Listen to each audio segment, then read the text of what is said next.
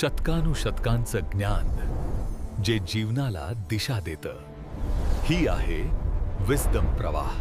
नमस्कार. आपण अनेकदा पाहतो की आपण एखाद्या वादामध्ये इतके अडकून जातो ना की आपल्याला वाटतं की आपलं बरोबर असणं सगळ्यात महत्त्वाचं आहे. पण विचार करा, जर हे बरोबर असण्याची किंमत आपली स्वतःची मनःशांती असेल तर मग काय? तर आज आपण ना कोल्हा आणि गाढवाच्या एका छोट्याशा पण खूप काही शिकवणाऱ्या बोधकथेतून याच प्रश्नाचं उत्तर शोधायचा प्रयत्न करूया. चला तर मग सुरू करूया. कथेला सुरुवात करण्यापूर्वी एक प्रश्न स्वतःला विचारून बघूया. खरंच नेहमी बरोबर असणंच महत्त्वाचं असतं का? की कधीकधी शांतता, आपली मनःशांती ही त्या विजयापेक्षा जास्त मौल्यवान असते? हाच तो प्रश्न आहे जो या संपूर्ण कथेच्या केंद्रस्थानी आहे आणि तोच आपल्याला एका खूप महत्त्वाच्या विचारापर्यंत घेऊन जाणार आहे. चला तर मग कथेची सुरुवात करूया. कल्पना करा, एक घनदाट जंगल आहे आणि या जंगलात दोन पात्र आहेत. एक आहे अतिशय हुशार कोल्हा आणि दुसरा आहे तितकाच हट्टी एक गाढव. आणि होतं काय की त्यांच्यामध्ये एका अगदीच क्षुल्लक गोष्टीवरून वादाला सुरुवात होते. आणि हा वाद कशावरून सुरू होतो माहितीये? तर एका अगदी साध्या गोष्टीवरून. गाढव एकदम ठामपणे म्हणतं, अरे हे गवत तर निळं आहे. आणि अर्थातच कोल्हा त्याला समजावतो, नाही रे बाबा, गवत तर हिरवं असतं.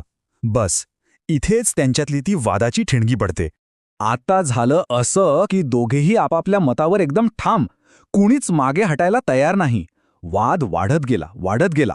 इतका वाढला की त्यांच्या आवाजाने अख्खं जंगल दणाणून गेलं. आणि शेवटी जेव्हा काहीच तोडगा निघेना तेव्हा त्यांनी ठरवलं की आता यावरचा न्यायनिवाडा जंगलाच्या राजाकडूनच करून घ्यायचा.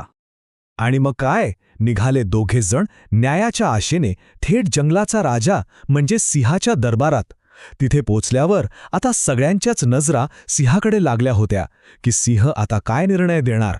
आता ही कथा एका अशा वळणावर पोचते जिथे सिंहाचा जो निकाल आहे ना तो सगळ्यांनाच अक्षरशः चकित करून सोडणार आहे. कारण त्याने जो निर्णय दिला तो कुणालाही अपेक्षित नव्हता.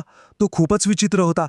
सिंहाने आधी गाढवाचं सगळं म्हणणं अगदी शांतपणे ऐकून घेतलं आणि मग एक असा निर्णय दिला जो ऐकून सगळेच अवाक झाले. तो म्हणाला, हो, जर तुझा तसा विश्वास आहे तर मग गवत निळच आहे. हे ऐकल्याक्षणी कोल्ह्याच्या तर पायाखालची जमीनच सरकली असेल, नाही का? आता सिंहाचा हा निर्णय ऐकून गाढवाला काय प्रचंड आनंद झाला. तो गवत निळं आहे असं ओरडत आनंदाने नाचत गात तिथून निघून गेला. आणि आता सिंहासमोर उरला तो फक्त बिचारा कोल्हा. पण थांबा, गोष्ट इथे संपत नाही. खरी गंमत तर पुढे आहे. सिंहाने आणखी एक धक्कादायक घोषणा केली. तो म्हणाला, शिक्षा होणार, पण गाढवाला नाही तर कोल्ह्याला. आता विचार करा, कोल्हा तर बरोबर होता, मग त्याला शिक्षा का? काय चुकलं होतं त्याचं? आणि शिक्षा पण साधीसुधी नाही. सिंहाने शिक्षा सुनावली 1 वर्षाचा एकांतवास आणि त्या काळात पूर्णपणे मौन पाळायचं. कोल्हा पार गोंधळून गेला. अरेच्छा, सत्य बोलण्याची एवढी मोठी शिक्षा? माझी नेमकी चूक तरी काय झाली? आणि आता आपण येतो या कथेच्या सगळ्यात महत्त्वाच्या भागाकडे.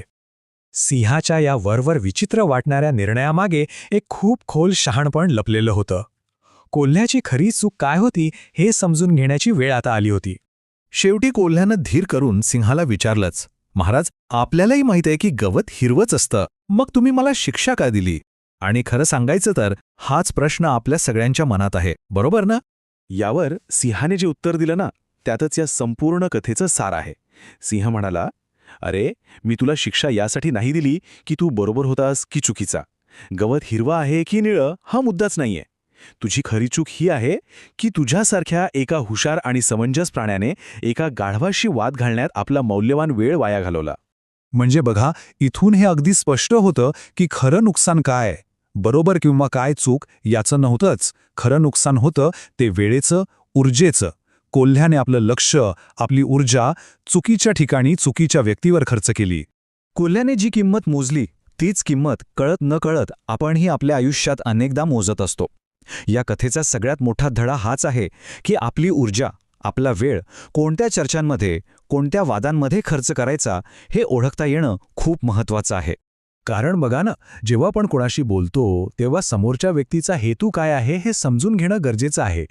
काही लोकांना खरंच काहीतरी समजून घ्यायचं असतं, काही लोकांना गोष्टींमध्ये स्पष्टता हवी असते. पण काही लोक असे असतात ज्यांना फक्त विरोध करायचा असतो, लक्ष वेधून घ्यायचं असतं किंवा उगाच गोंधळ निर्माण करण्यात मजा येते.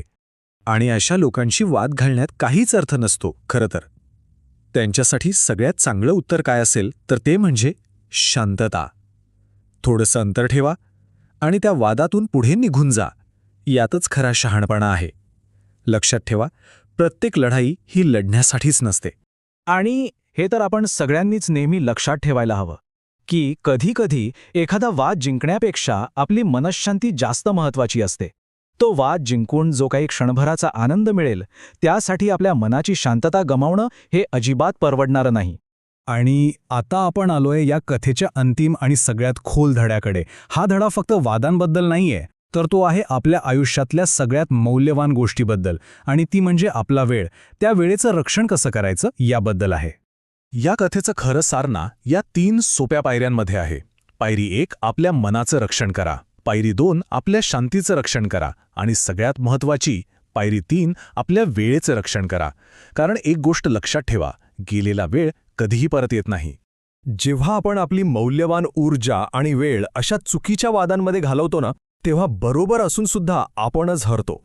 कारण अशा व्यर्थ वादविवादात आपण जे काही गमावतो ते आपल्याला कधीच परत मिळत नाही. आणि शेवटी एक वाक्य जे नेहमी लक्षात ठेवण्यासारखं आहे. काही वाद हे आपल्या बुद्धीची परीक्षा घेण्यासाठी नसतात, ते आपल्या शहाणपणाची परीक्षा घेण्यासाठी असतात. आणि खरा शहाणपणा कशात आहे तर कोणत्या वादातून कधी आणि कसं बाहेर पडायचं हे समजण्यात. तर मग या साध्या सोप्या बोधकथेतून सगळ्यात मोठा धडा कोणता घ्यायचा? यावर विचार करायलाच हवा, नाही का? कारण हा एक धडा आपल्याला आपल्या रोजच्या आयुष्यातल्या अनेक व्यर्थ संघर्षांपासून नक्कीच वाचवू शकतो. धन्यवाद.